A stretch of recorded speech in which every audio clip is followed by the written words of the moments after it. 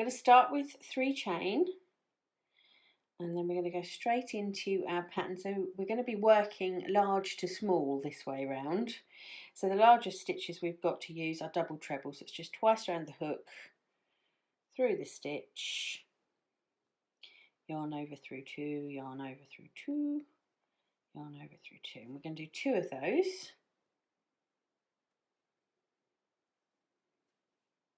Okay, then we're going to do 1 treble in the next stitch along, so there's no multiple stitches per stitch in this, it's just 1 treble and the next one along. Straight into 2 half trebles, next one and next one, and 1 double crochet. Okay, so this now is the only marginally, I'm not even going to say complicated because that scares people, and it's not complicated at all, it's just slightly twiddly. So this next bit is your slightly twiddly bit, and you'll be fine with it. So we're going to chain 3. Basically we need to get back up to that nice high point. This is how we're going to do it. Chain 3, slip stitch into the second chain from the hook. So we're sort of doing a mini kind of picot situation happening here. It's very useful for all sorts of things. So just slip stitch in there. Okay. And now we're going to go straight back into our repeat, which is to do double trebles. So 1 double treble and 2 double treble. So I want to just show you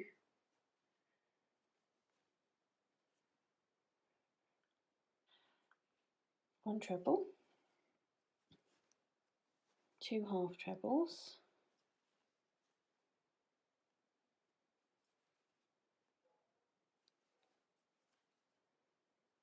and 1 double. Now let me demonstrate it. That's probably better. If I put it down there, you can see really clearly against the white background. Can you see that lovely point that's been created by doing that really clever 3 chain and sort of slip stitch? It creates a really sharp point, and that's a really nice design feature. So thanks for that, Emma. Let's do it again one more time. So we finished our double crochet at the end of our last little slidey thing. It looks like a slide, that's why I'm calling it a slidey thing. Right, so 3 chain, 1, 2 and 3, hook into the second chain from the hook and slip stitch. 1, go through 1, go through 2, that's better. So there you go, look, I've created the little bobble, and off we go with our double trebles again. That's it. That's just how difficult it is. It's not, is it? What a lovely effect. Do you ever think with these things, like I do every single time I try any of these lovely patterns, I think, oh, that's such a good idea, I will definitely use that when I make, and then I insert some sort of imaginary thing in my head that I'm going to cleverly design that week. I never do it. But I just love all these little techniques that we might not perhaps normally look at if it weren't for these wonderful projects. So there we are. Sorry, I just did 1 treble there. I'm now doing 2 half trebles. So I'm just going to go along to the end, because all I'm going to do now is I'm going to finish this one, and then we'll look at the other side, because the other side is slightly different. Let me show you. Right, I've finished the edging on the small sample piece, and as you can see it's going up the left side of the piece because the fans are pointing upwards. If you're going to keep your piece directional, so you're going to make a join in the middle as Emma's design tells us to, you will see that, so I've done the left hand piece here, you'll see that my sawtooth kind of pointing in this direction. The join is going up the middle here, and the sawtooth is going in the other direction, so they meet in the middle. Because again, if you are wearing the piece like that, everything is kind of falling and going in the same direction. So it's nicely done. And it just means a slight difference to how we do the other side. Because if you look, this is the side we've completed. We've completed the edging going up the left side. And now we need to do this one where, oh, did you hear that? Things falling off in the background. You can see that the edging is going up the right hand side here. You may not think it makes much of a difference. It doesn't make a huge difference. Obviously it looks very, very similar, but it's just worked in a slightly different way. So I'm just going to show you how to do that now. Right, so on our sample piece here, I have now completed the first part of the edging. Because this is a sample piece, we've got an edging either side, as you can see, but if you're following Emma's design as it is in the book, you'll have either done one or other edging. You won't have done both on your piece. So the piece that we're working here is referred to in your pattern as right side.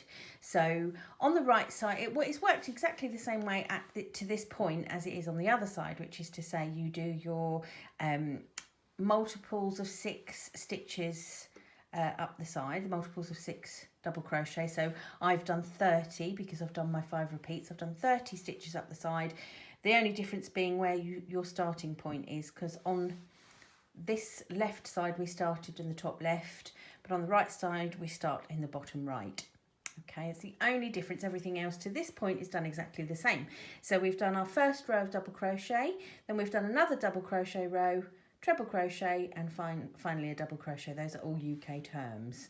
So that's setting us up with this sort of straight piece to work our sawtooth edging into, and there is just a slight difference, so we'll go ahead and do that now.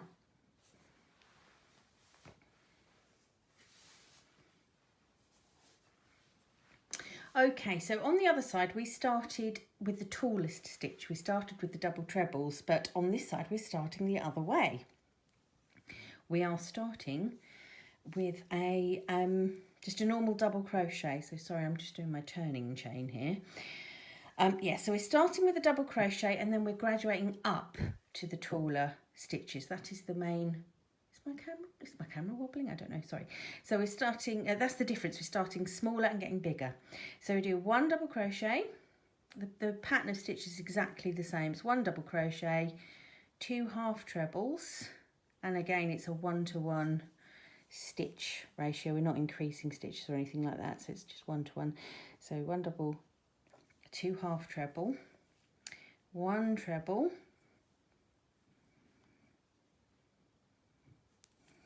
I've forgotten to pull out the yarn. I forgot what a problem I have with this yarn, because it's just so lovely and woolly and it clings to itself.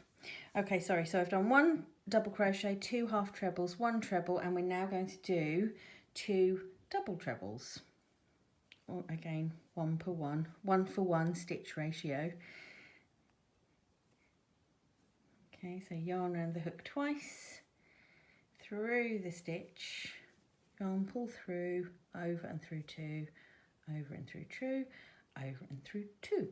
Right, so here, this is where the excuse me, the difference is it's not quite the same, but the finished product looks exactly the same. It's very clever. So we're going to do chain 2, just 2. And we're going to slip stitch into the second chain. So we've done our 2 chain there, and we're going to slip stitch right into that one. Okay. Oops. Okay, and then chain 3. 1, 2, 3, and we're now, this is where the difference is, we're going to slip stitch into the same stitch that we've just made that last double treble into. So going into that same stitch, make a slip stitch,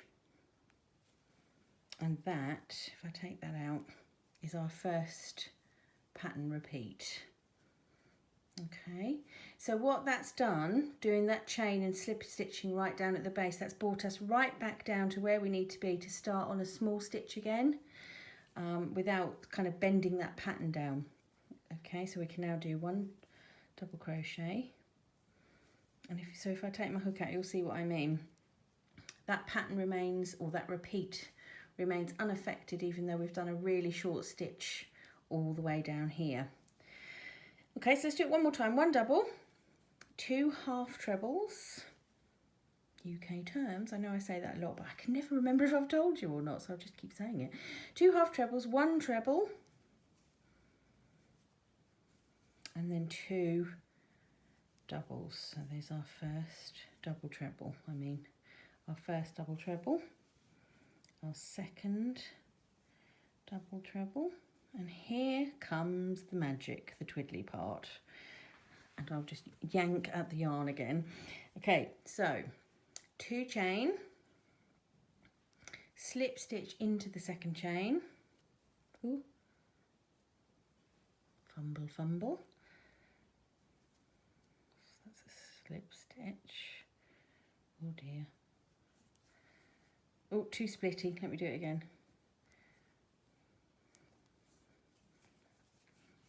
Can't have splitty. Especially not on an edging, so let's try that again. 2 chain, slip stitch into the first chain, or sorry, the second chain from the hook. There is what that is. Can't do it. Okay, and then chain 3, 1, 2 and 3, and slip stitch back into the space where you've made this, that last double treble in. So another slip stitch. All right, and now there is 2. It's very clever because when I go like this, although yours isn't going to have, well, it may not, I don't know. If you choose to do a edging either side, it will look like this, but you can see that the sawtooth are going in the same direction. Very clever. So I'm just going to carry on and get to the end. Do you want to do one more repeat with me? Probably not. You can rewind, can't you? So I'll see you at the end. Okay, I'm at the last double treble now, and on the very last stitch you don't do the twiddly chain. You just finish your last double treble just like that. Ooh, just like that, and then you will fasten off the yarn. Okay, so ignore all of that yarn happening. You can see the teeth going in the correct directions. How clever!